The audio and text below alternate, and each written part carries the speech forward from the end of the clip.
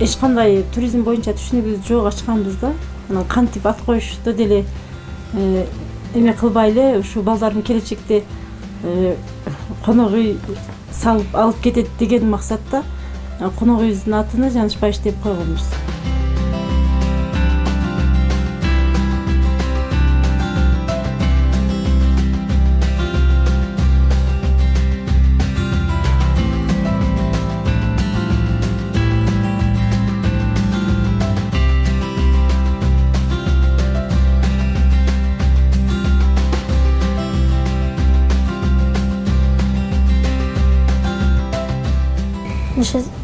Келгенде сенин деп атын сурайбыз, мамлекетин сурайбыз, мамлекетин сурайбыз, кайсы жерден келгендигин сурап үйгө киргизебиз.